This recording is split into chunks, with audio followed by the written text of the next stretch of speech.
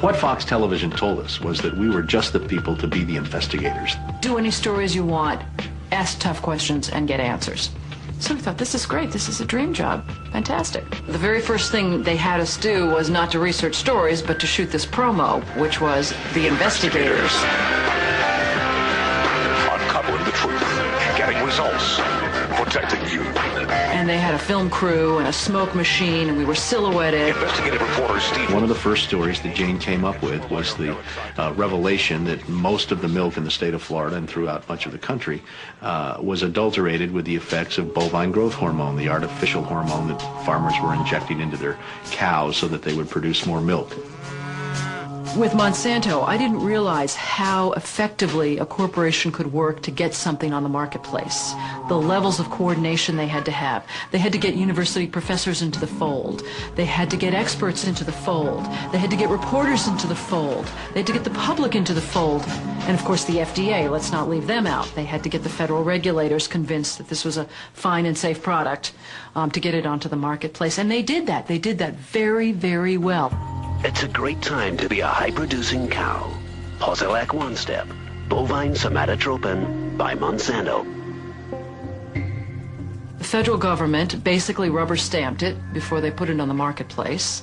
The longest test they did for human toxicity was 90 days on 30 rats.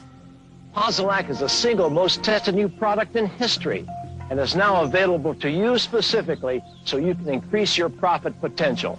And then either Monsanto misreported the results to the FDA, or the FDA didn't bother to look in depth at Monsanto's own studies.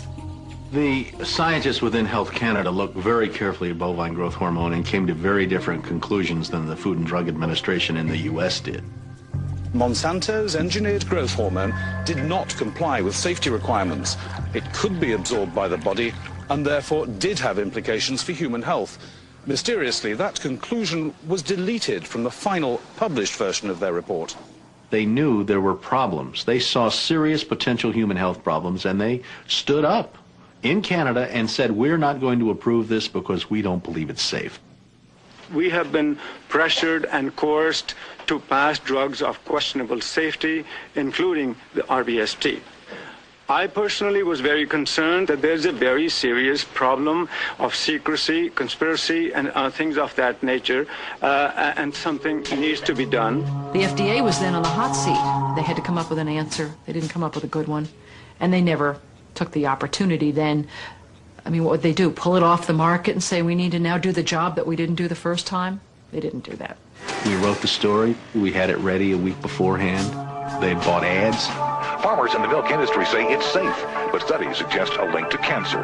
Don't miss this special report from the investigators. That Friday night before the Monday this series was to begin, the fax machine spit out a letter from this very high-priced lawyer in New York that Monsanto had hired.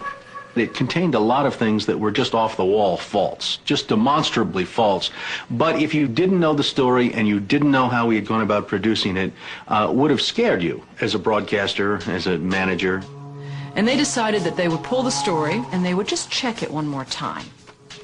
But the bottom line was that there was no factual errors in that story. Both sides had been heard from. Both sides had had an opportunity to speak. 1 week later, Monsanto sent the second letter. And this was even more strongly worded. And it said there will be dire consequences for Fox News if the story airs in Florida. And this time they freaked. They were afraid of being sued, and they were also afraid of losing advertising dollars at all of the stations owned by Rupert Murdoch. And he owned more television stations than any other group in America. And that's 22 television stations. That's a lot of advertising dollars for Roundup, aspartame, NutraSweet, and other products. So we got into a battle, and the first deal was the new general manager. And his name's Dave, and Dave is a salesman, and, you know, he'd pump your hand. How you doing, how you doing? Called us upstairs to his office, and he said, what would you say if I killed this piece? What if it never ran?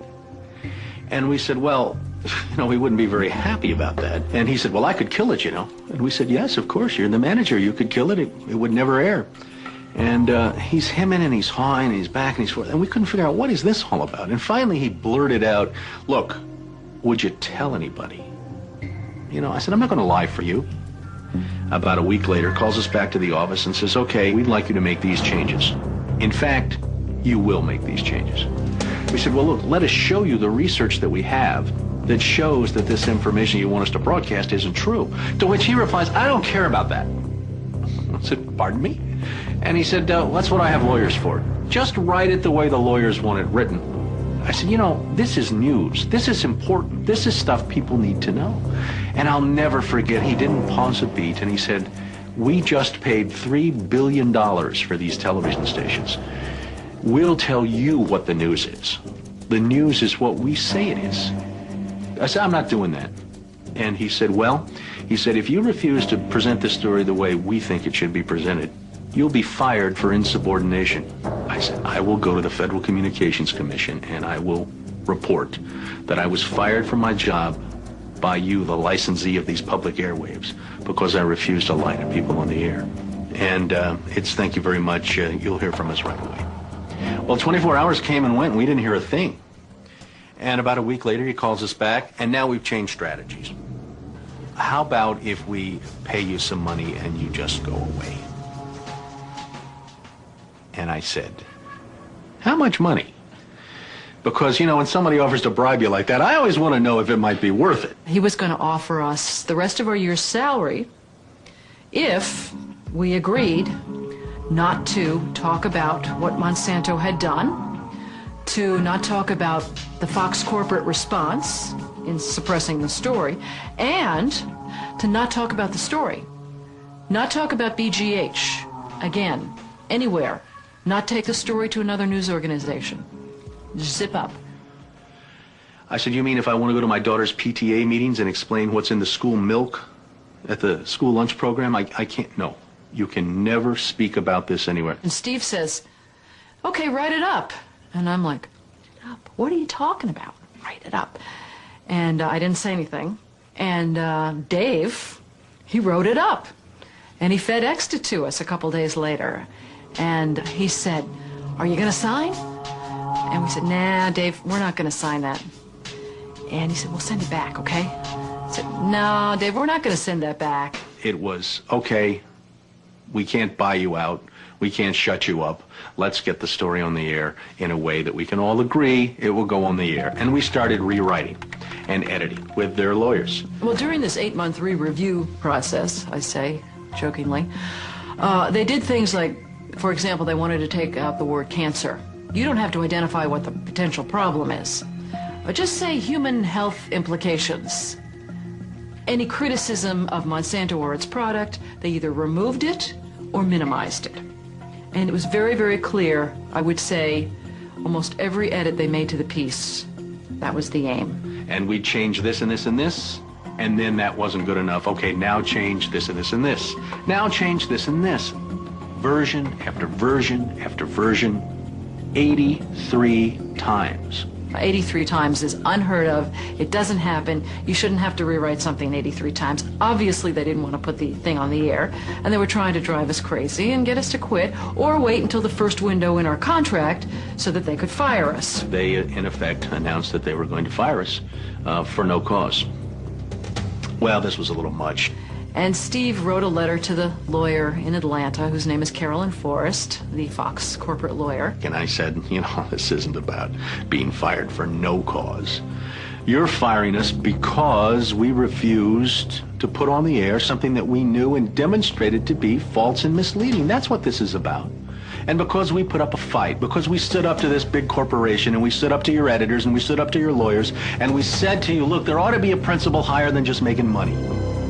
And she wrote a letter back and said, you are right. That's exactly what it was. You stood up to us on this story, and that's why we're letting you go. Jane sued Fox under Florida's whistleblower statute, which protects those who try to prevent others from breaking the law. But her appeal court judges found that falsifying news isn't actually against the law. Florida's appellate court has ruled in favor of Fox 13. You may recall that Jane Acree, a former reporter here, sued Fox 13 in a whistleblower lawsuit, claiming she was fired for refusing to distort her report. The appeals court today threw that case out, saying Ms. Acree had no whistleblower claim against the station based on news distortion. Fox 13 Vice President and General Manager Bob Linger says the station has been completely vindicated by the ruling.